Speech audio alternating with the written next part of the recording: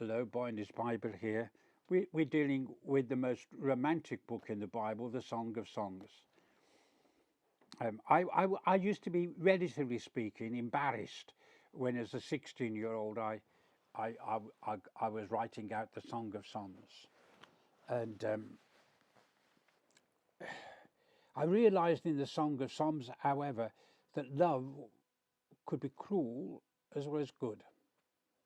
Passion can overrule you sometimes, as well as if you walk away from your love, you can have a bad and terrible night as a result of it.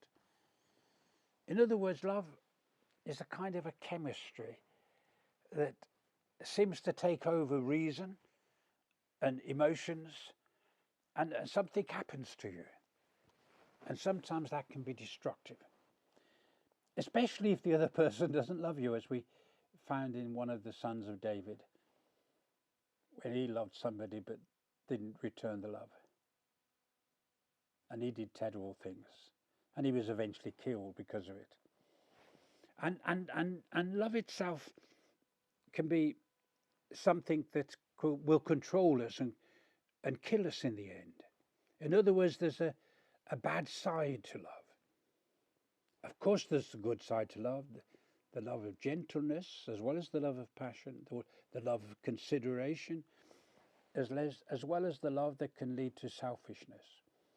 But what this psalm wants us to see, I think, in the love songs, is that love can be the most elevating, most meaningful fulfillment in your life.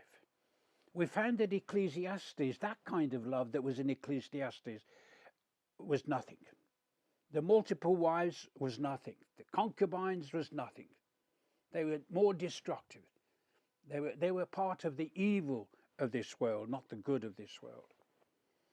You can remember also that you find your affections caught up with pride or possessions, and that love is negative. We may think they're positive, they're not, they're negative. And we want to be a success.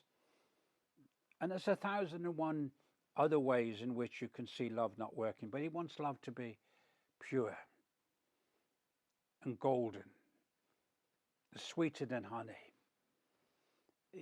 In other words, love can be the best thing. Now, I will tell you something, that when my wife died when she was 46, the last thing she said to me, I have loved you too much. And then she said, I had loved her too much. Too much. We hadn't loved each other too much, and I felt I hadn't loved her anywhere near that she loved me. One of the things that, when talking to my eldest daughter one day after my wife had died, what was the most important thing in my life? Without hesitation, I said, I was loved by another human being. Be loved. If you have a happy marriage, be loved. If you have a difficult marriage, try and turn it into a happy one. Let love be with you. Now is the verse in here, and see what it says. Love is as strong as death.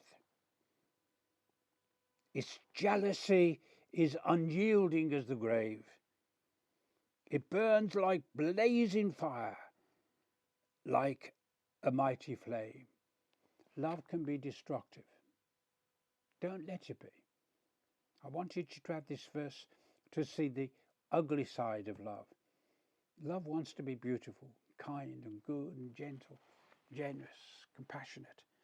One of the greatest things I ever heard when I was in my later teens was a man who came to speak at the church, and he was an overweight gentleman, and you wouldn't call him an attractive person. And then he began to speak, and part of his speaking, he talked about the time when he discovered he was loved by a girl. And he'd been married to that girl now for some 30 odd years, and they were still in love. I thought that was the most beautiful thing I'd ever heard. I don't want to hear that love is jealous and wicked and dreadful and deadful. I don't want to hear it's like the grave. Let's elevate it to the position of 1 Corinthians chapter 13, so we know what love is all about. Thought for the day. Boy in his Bible. Thank you.